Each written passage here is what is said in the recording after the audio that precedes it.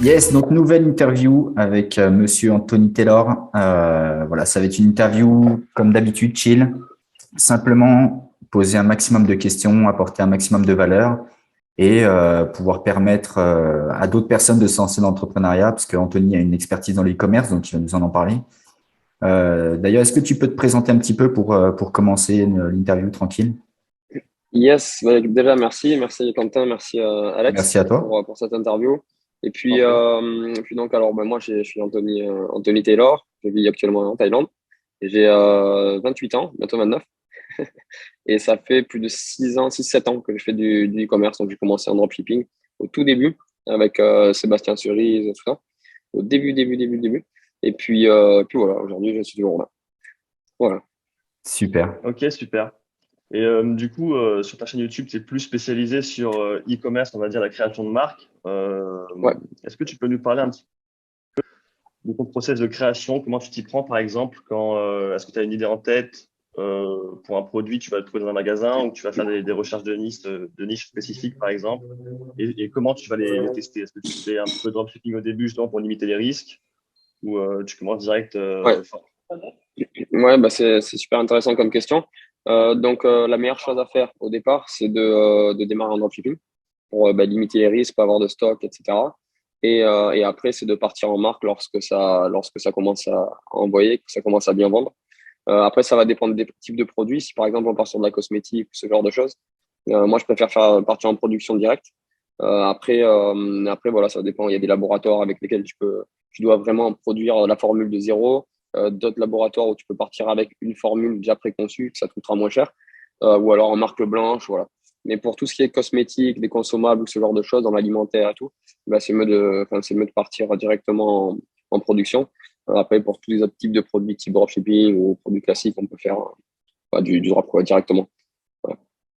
Ok, parce que j'imagine que justement dans la cosmétique, etc., il faut quand même pas mal de règles, enfin, il y a pas mal de réglementations. Ouais, Donc, tu peux pas prendre ouais, n'importe ouais. quel produit de Chine et l'importer en Europe, ce sera possible, quoi. Ouais, il faut les certifications, surtout des vraies certifications. Parce que souvent en Chine, ils te mettent les normes CE et tout. Ouais, Mais bon, ouais, c'est pas vraiment CE, c'est juste un autocollant. Ça, c'est super important pour pas avoir de problème. Et voilà, ça, c'est la base. Mais même quand on démarre en dropshipping avec quand même le packaging, un packaging classique pour tous les produits. Et voilà, quoi. Avec l'image de marque dessus, quand même. d'accord. Et pour scaler tes marques e-commerce, enfin, ou ton business de manière générale, comment tu t'y prends? Est-ce que tu es plus, par exemple, sur essayer de scaler une seule marque et voir un peu plus loin, par exemple, de la grande distribution ou vraiment faire des sites dans toutes les langues possibles? Ou alors tu es plus scaler, entre guillemets, horizontalement et faire le plus de marques possible avec des sites différents et gérer le business de manière un peu plus horizontale? Non, moi aujourd'hui, je préfère avoir deux, trois marques et rester sur ces deux, trois marques voilà, et vraiment envoyer la sauce sur ces deux ou trois marques. Et peut-être plus tard faire des exits voilà, tu vends la société en général, la marque en général. Puis voilà. Et la meilleure chose à faire quand on a une marque, c'est de créer carrément une compagnie au nom de la marque et de revendre la société directement. Voilà, plus tard. Donc ça, c'est le mieux. Et moi, Ok, voilà, donc deux, trois marques, voilà. c'est quelque chose que tu prends en compte dès le début, c'est-à-dire que tu mets une équipe en place directement et quand tu envoies la marque, Ouais, entre guillemets, il y a déjà l'équipe qui est prête et solide. Il y a un track ouais, record, j'imagine, sur quelques mois ou quelques années et puis là, c'est intéressant. Ok. exactement. Pour gérer ton business, comment tu te On mets t'a pas à entendu, occuper? ça a coupé au départ. Ah Ouais, ouais, j'ai vu, ça a coupé j'ai un pas petit entendu, peu. ouais. Mais je disais, pour tes marques e-commerce, du coup, comment ça se passe pour le recrutement? Tu recrutes des personnes spécifiques à une marque ou on va dire que tu as un pôle qui gère un peu toutes tes marques? Est-ce que c'est toi qui fais le media buying, par exemple? Comment ça se passe? Alors, moi maintenant, je fais vraiment que ce que j'aime. Donc, moi, ce que j'aime, c'est le media buying, comme tu dis. Toute la réflexion marketing, etc., ça me plaît aussi. Donc, je m'occupe de ça. Et après, c'est que en gros, du management et je gère l'équipe. Et donc, moi, j'ai une équipe qui s'occupe de tout. Voilà, c'est des personnes avec qui je travaille depuis 4 5 6 ans pour certains. Donc, voilà, j'ai confiance. Et le plus important, c'est la confiance. Yes. Ok. Donc voilà, je garde les mêmes. Et depuis, donc, ce qui dit que ça fait 6 ans que tu es dans l'e-commerce, donc ça commence à faire un petit bout de temps. Comment t'as senti l'évolution? Est-ce que tu sens qu'il y a de plus en plus de compétition, vu qu'on sait qu'il y a eu un gros engouement dans le drop ces dernières années? C'est quoi ton ressenti à ce niveau-là? Est-ce que tu sens que c'est un peu plus délicat? Faut être forcément plus professionnel qu'il y a 6 ans, j'imagine. Ouais. C'est quoi ton ressenti un peu à ce niveau-là? Ça, c'est obligé, hein. Aujourd'hui, il faut être beaucoup plus professionnel. Il faut faire des sites carrés, vraiment très, très pro. Voilà, quasiment des marques, entre guillemets, directes. Voilà, même si on reste en dropshipping, mais il faut que, voilà, il y ait un visuel comme si c'était une vraie marque. Et puis voilà, j'ai jamais vu autant de gros résultats à l'heure actuelle qu'il y a 6 ans. Ouais. 6 ans, bon, nous, on vendait des écharpes sur Canva. On coupait l'image en quatre et on vendait comme ça. Et puis voilà, on faisait les premiers 1 000 euros par jour. Pour nous, c'était énorme déjà. Et voilà, mais aujourd'hui, personne, tu vois, on fait 10 000, 15 000, 30 000, 50 000 euros par jour. Voilà, ça n'a rien à voir, quoi. C'est autre chose. Donc voilà, ouais, c'est vraiment autre chose. Les gens, ils sont plus éduqués aussi sur Internet, à acheter sur Internet, etc., qu'il y a 6 ans, via des publicités directes. Donc ouais, maintenant, faut être professionnel, c'est sûr. Mais voilà, ça vend énormément quand ça fonctionne. Ok. Et du coup, en media buying, aujourd'hui, tu utilises quoi comme source de trafic on va Media, dire en premier? en premier, alors moi, j'utilise Facebook, toujours Ok. Facebook en premier, quasiment tout le temps. Après, minimum, ce que je dis, c'est entre 3 et 5 vecteurs de trafic pour avoir un site rentable sur le long terme et pour avoir des résultats qui soient lissés. Voilà, c'est-à-dire, il faut toujours être bien au niveau du SEO. Ça me plaît de plus en plus d'ailleurs, le SEO, parce qu'il y a rien à faire, quoi. C'est que de la délégation. Ouais, bah, Après, tout ce qui est media buying, c'est bien avec Google Ads. C'est bien. Il y a Snapchat qui est pas mal, ça va dépendre de ton audience. Ensuite, Facebook, comme je l'ai dit au départ, moi, c'est ce que je préfère. Parce que tu peux vraiment cibler au laser et c'est le top, je trouve. Voilà, après, bon, après, il y a tous les autres, hein. Tu peux faire du native ads, etc.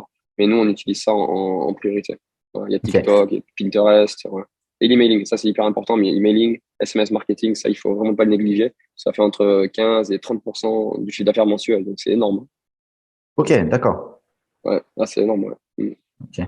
Et est-ce que tu peux nous parler un petit peu de l'évolution de Facebook? Parce que là, ces dernières années, bon, voilà, ça a pas mal bougé. Il y a eu pas mal Ouais. de critiques aussi, hein. Est-ce que pour toi, ça a énormément changé? Est-ce que les CPR ont augmenté, les CPM? Ou est-ce que pour toi, justement, ça a fait du tri sur ce qui était mauvais et ça t'a permis, toi, Mm. avec tes marques, de pouvoir te dissocier? Ouais, il y a tout qui a augmenté. Mais tout a augmenté. Mais bon, après, le taux de clients aussi, il a augmenté. Avant, il y avait beaucoup moins de ventes, tout ça. Vraiment, il y a tout qui a augmenté dans tous les sens.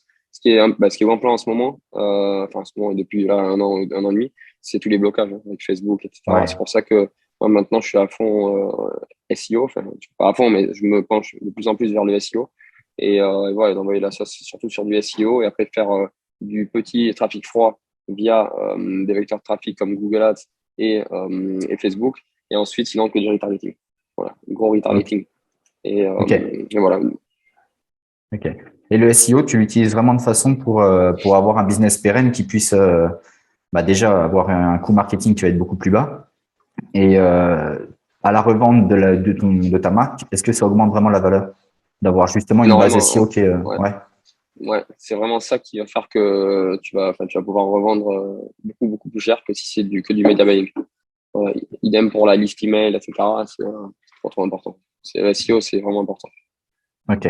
Pour de la revente. Voilà. Ouais, Et c'est ouais, ouais. sécure, quoi. Voilà, tu sais que tous les mois, tu as 50, 100 000 visiteurs en SEO. C'est le top, quoi.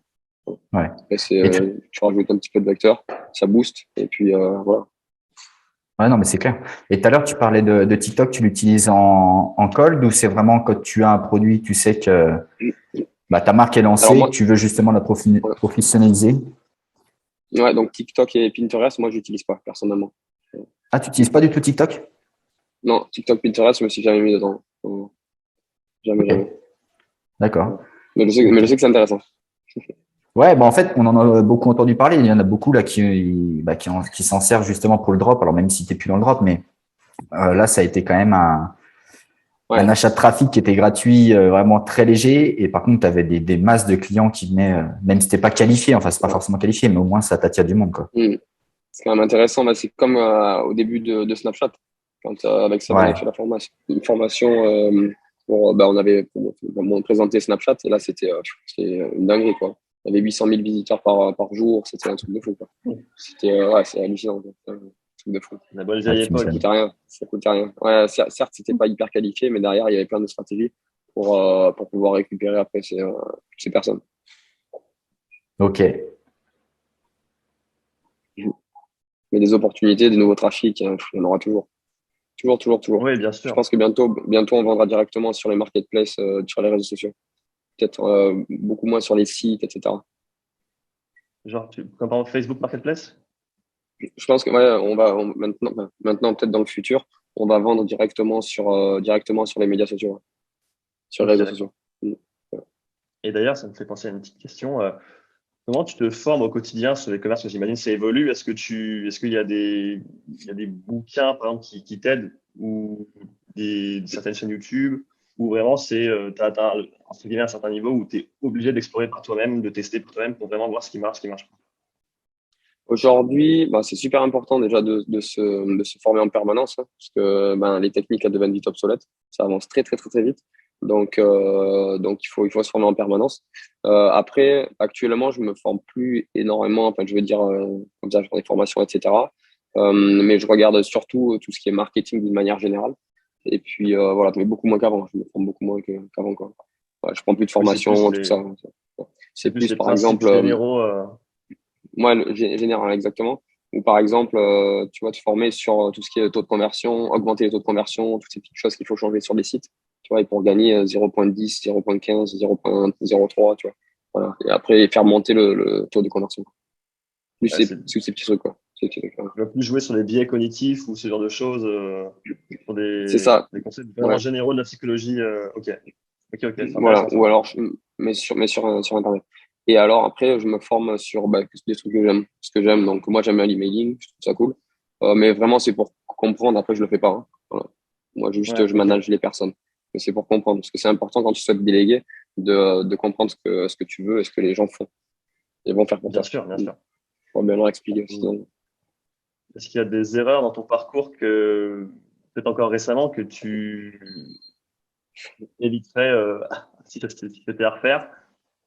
Ça peut ouais. être. Moi, il y en a une à laquelle je pense qui est arrivée à pas mal de gens, mais c'est vraiment les personnes qui, par exemple, se prennent trop à cœur pour un produit, qui vont directement investir des grosses sommes d'argent dessus. Au final, le marché s'en fiche. Est-ce que Mm. tu as des petites anecdotes ou des petites histoires comme ça? Ouais, moi, j'ai jamais trop été comme ça. Mais par contre, par rapport à la délégation, toujours, c'est de vraiment déléguer aux bonnes personnes. C'est hyper, hyper, hyper important. Et comme je l'ai dit là, hein, de comprendre exactement ce qu'on souhaite faire déléguer. Ça, c'est le plus important. Et voilà, et ce que je disais au départ, voilà, avoir confiance en une équipe, c'est trop important. Trop, trop important. Parce que tu avances avec eux, en fait. Tout seul, tu peux pas tout faire, hein. Tu peux pas gérer 3 marques tout seul, c'est pas possible, hein. Enfin, tu peux, mais bon, tu vas les gérer à 25% chacune, ça sert à rien. Ouais, bien sûr. Voilà. Bien sûr, bien sûr. Donc, ouais, c'est Ok, donc là, l'équipe et la délégation. C'est très difficile. Et le management de personnes, de personnel et tout, c'est compliqué des fois, ça, c'est un autre métier, hein, c'est sûr. hein. Ouais, ça, c'est autre J'imagine chose, que tu as ouais. eu t'as eu quelques difficultés, peut-être des mauvaises surprises Ouais. également à ce niveau-là. Moi, c'est surtout ça, ouais, surtout ça. Mais sinon, bon, après, c'est sûr que j'ai eu des petits échecs, par rapport à des lancements, comme tout le monde, hein. Comme tout le monde, quoi. Ouais. C'est Oui, vrai ok, qu'avant, on avait ça beaucoup c'était d'échecs effectivement, ouais. parce qu'on testait beaucoup. Mais du coup, on avait plus de réussite parce qu'on testait plus que tout le monde. Bien Mais sûr, ouais. voilà, après, c'est proportionnel. Il faut juste comprendre les process. Ça, c'est super important. Comment lancer un Et produit, comment la réflexion marketing, la recherche de l'avatar client, et après mettre toutes les chances de son côté pour pouvoir réussir le plus rapidement possible. Et perdre le moins d'argent en testing, ça c'est hyper important. du coup, justement, quand tu testes un produit, on va dire que t'es pas en mode produit et on envoie direct, tu as quand même toute la recherche de l'avatar client, savoir Ouais, vraiment ouais. Mm. Ouais. à, Même sur du à quel dropshipping. mot, à quel mot, à quel, entre guillemets, discours marketing il est sensible, etc., quoi. Exactement. Ouais. Ça, toute la réflexion marketing, ça vient après le sourcing, et c'est ce qu'il y a de plus important selon moi. Même sur un petit produit en drop ou quoi, il faut faire toute la réflexion marketing. Super important. Savoir à qui tu vends, comment tu vas le vendre, les angles marketing, est-ce que le marché a besoin, pourquoi ils vont bien acheter chez toi et pas chez la concurrence, tes positionnements au niveau des prix, les veilles concurrentielles, il y en a des trucs là. Mais ça, c'est super important et c'est vachement intéressant. Ok, ouais. D'où finalement le fait que tu te concentres sur 3 grosses marques et pas 15, quoi. Exact, ouais. Et moi, je préfère, avant, on testait, comme je vous ai dit, on testait beaucoup de produits. On débutait pas. Mais un peu à l'arrache. Maintenant, ce que je préfère, c'est vraiment partir sur un, deux, trois produits, mais se poser toutes les questions de base pour mettre toutes les balles dans son camp et avoir le plus de chances possible que le produit se démarque et se lance bien. Voilà. Bien sûr. Ouais. Et Petite toujours question dans un peu une plus optique de personnelle. création de marque. Ouais, Oui, dis-moi, toujours excuse-moi. ça. Comment tu analyserais ton évolution un peu personnelle, que ce soit avec ton entourage ou depuis qu'entre guillemets tu es expatrié, que tu as des business qui tournent très bien? Est-ce que comment t'as évolué personnellement, peut-être tes pensées, ton mindset et même ton entourage? Est-ce que les gens te regardent un peu différemment? Euh, Ouais. Ouais, moi, après, ça fait un petit moment maintenant. Mais au départ, c'est vrai que quand tu commences à gagner, quand j'avais fait mes premiers 10 000 euros, 10 000 euros par jour, tout, j'étais super content. Voilà, et après, c'est à partir de là, tu commences à montrer à tes parents. Après, tu commences à montrer à tes amis, etc. Qu'est-ce que tu fais, nanana. Et après, un jour, tu te dis, bon, je peux partir. Et tu t'en vas. Voilà, moi, j'ai décidé de m'expatrier en Thaïlande. C'était ou l'Espagne ou la Thaïlande. Et je me suis dit, bon, je connais déjà la Thaïlande, et autant partir pour partir, on va venir en Thaïlande. ouais, Et ça m'a plu, et puis après, je suis resté ici. Et par rapport aux amis, après, tu as un cercle d'amis qui est différent. Tu vas avoir quasiment que des entrepreneurs, des personnes qui te ressemblent, qui sont plus, voilà, qui ont du temps, qui ont la liberté financière, géographique et temporelle comme toi. Donc, euh, donc voilà, tu travailles où tu veux, quand tu veux. Ça, c'est le top. ouais, bien sûr, il y a le networking super important. J'imagine Ouais. que c'est quand tu Et trouves des le gens, réseau, ouais. c'est Puis hyper tout important, le le monde se réseau. tire vers le haut, quoi. Ouais, tout le monde se tire vers le haut, puis tu gagnes un temps fou sur tellement de choses. Tu vois, il y a une personne, Ouais, tu as galéré pour un truc, tu galères pour un truc, un gars qui a déjà galéré il y a 2 mois, tu vas lui dire, et voilà, ça te fait une passerelle, ou les contacts. Voilà. Tu connais une dizaine d'entrepreneurs, tu vas demander, là, je fais avec Axel, là, on est en train de développer un site, là, un software. Et du coup, moi, ça, je ne me connais pas du tout, et je lui ai demandé à lui, parce que lui, il a déjà fait. C'est comment ton software? Scribewave? Je fais de la pub. Scribewave et Supertheme, c'est pour. Il vous en parlera quand il fera l'interview. Recherche produit, etc. Donc, et là, c'est une passerelle. Voilà. Je gagne du temps. ok. Ce que je comprends rien. Et de l'argent. Ok. Sinon, j'imagine que la vague récente du Web3 ne t'a pas échappé. Euh, Comment tu fais pour rester un peu vraiment focus? C'est genre l'e-commerce, par exemple, c'est tellement une passion que c'était un no-brainer et t'es resté dans la direction, ou parfois t'as hésité à faire un peu comme on a vu des projets NFT, etc., ou de pas de FOMO, quoi. Comme on a vu beaucoup dans l'e-com français, quoi. Ouais, de partir, tu veux dire, sur plein de projets différents à droite à gauche, et c'est ça? Exactement, ouais. C'est-à-dire un peu dans la crypto, le machin. Ouais. Non, moi, après, crypto et tout, j'ai jamais trop été dedans, je vous dis la vérité. J'en ai un peu comme tout le monde, mais je me suis jamais mis dedans. Tout ce qui est NFT et tout, ça m'intéresse pas. Moi, ce que j'aime bien, c'est des petits investissements, on va dire, ou du trading, ce genre de choses. Voilà, en automatique, tout ça, je trouve ça cool parce qu'il n'y a rien à faire. Et puis voilà, quoi. Mais sinon, non, moi, c'est vraiment e-commerce, marketing, voilà, même la formation, tout ça, là, j'ai un peu stoppé. Je fais des coachings. Voilà, et moi, ce qui me fait vivre, c'est le e-commerce. Ça fait 6 7 ans, quoi, que c'est le e-commerce. Première passion. Ouais, j'adore ça en plus. J'adore ça, j'arrête ça jamais. Jamais, jamais, jamais. C'est trop bien. C'est super intéressant. Ouais, mais c'est là-dedans aussi que tu vas reconnaître les vrais experts, quoi. Qui vont pas Mm. dandiner un coup sur les NFT, un coup sur le e-commerce, un coup sur le drop, un coup machin. C'est là-dedans aussi que tu vas avoir les Ouais, résultats, ouais, quoi. ouais. Ouais, il Et faut se focus d'ailleurs, sur un truc. Si ça marche, tu peux ouais, continuer, voilà. quoi. Voilà. Mm. Et tu parlais du coaching. C'est toujours ouvert là, tes coachings?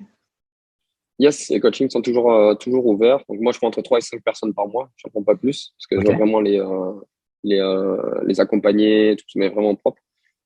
Quasiment que des personnes qui souhaitent ou faire une transition du dropshipping vers une marque ou qui ont déjà une marque et on part en développement. Voilà. Et avec toute D'accord. l'équipe, etc. derrière, voilà, mais un truc carré. Voilà. Est-ce qu'il y Sinon, a, non. il y a des conditions pour rejoindre ton coaching, du coup? Bah, à part Ouais, soit avoir fait du c'est pas des drop, soit avoir une débutants marque. débutants. Ouais. Exactement. Ouais, c'est pas des débutants déjà. C'est des personnes qui sont, on va dire, intermédiaires. Et puis, voilà, c'est simplement ça, quoi. Simplement ça. Ok. Voilà. Et est-ce qu'on peut t'envoyer… J'ai une réponse d'Axel. Est-ce que du coup, tu peux nous donner quelque chose pour qu'on puisse peut-être partager à des personnes qu'on connaît justement qui souhaitent avancer? Alors, je te parle pas de dropshipper, hein, je te parle des gens qui ont une marque, mais justement qui veulent évoluer pour qu'on puisse Ouais. peut-être les envoyer discuter avec toi. Ouais, bah, c'est ecomliberté.fr. Alors, ouais, j'ai fait tellement beaucoup d'infoprenariat, tout ça, que je sais même pas, mais je crois que c'est ça. Ok, ecomliberté.fr. Et ça marche, je vous enverrai ça.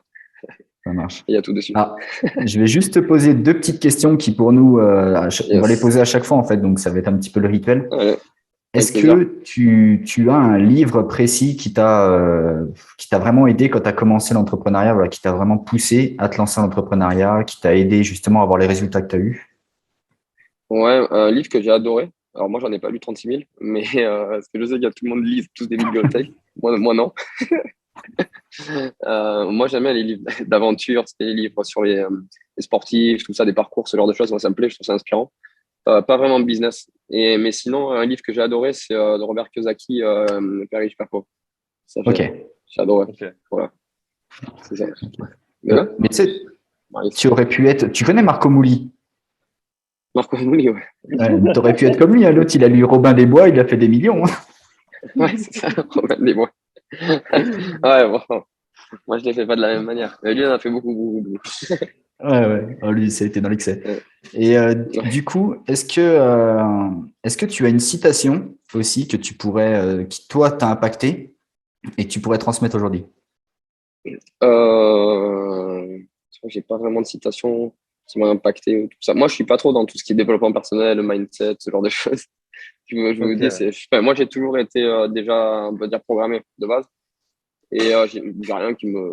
Voilà. Moi, je Ouais, crois en moi, quoi. Voilà. Croyez en vous. C'est ça. exactement, Ouais, bah, Croyez en exactement. vous. c'est le Et voilà, mais principal. c'est ça, voilà. Croyez en vous. Et même si vous avez des échecs, pas réussi à le dire, des échecs, et ben, continuez. Voilà, faut pas t'arrêter. Faut pas vous arrêter. Faut pas vous arrêter. Yes. Super, Voilà. super, Croyez en super. vous. Super. Et j'avais une petite question un petit peu plus personnelle. Pourquoi la Thaïlande? La Thaïlande, ben, pour les filles, non, je plaisante. J'en étais Pas sûr. que. Non, mais nous c'est ça, donc c'est pour ça que je demande. Non, pas que. C'est bon, les filles, la culture, surtout, non, c'est vrai. Et puis, non, à la base, ben, moi, je faisais de la boxe thaï avant de me casser Ok, la main, tout ça. Et c'est pour ça que je connaissais déjà la Thaïlande. Donc, ça fait une dizaine d'années que j'y vais. Et puis, bah, c'est pour ça, en fait. C'est parce que je connaissais bien ce pays, ça me plaisait beaucoup. Et puis, voilà, c'est top pour tout, hein, pour l'entrepreneuriat, pour la qualité de vie. Voilà, il y a toutes les bouffes du monde. Et puis, les gens sont cool, les filles sont jolies. Ben, très, très bien, quoi. Voilà, Hmm. super, au top. super, super. Ben, merci beaucoup en tout cas, Anthony. Ben, Tu avec retiens les plaisir, filles quand merci, même. merci à vous. Ouais, bah ouais, elles sont superbes. Hein. Ouais, bah écoute, merci d'avoir pris le temps de nous répondre, c'était super cool. Ben, merci à vous. Donc, ouais, c'était super intéressant. Donc, on va clore cette interview ici. Merci à tous de nous avoir écoutés. Et puis, on vous revoit très prochainement pour une nouvelle vidéo. Merci, Enzi. merci à tous. Ciao, ciao, Merci merci à Quentin, tous. merci Alexandre. Merci à toi, Anto.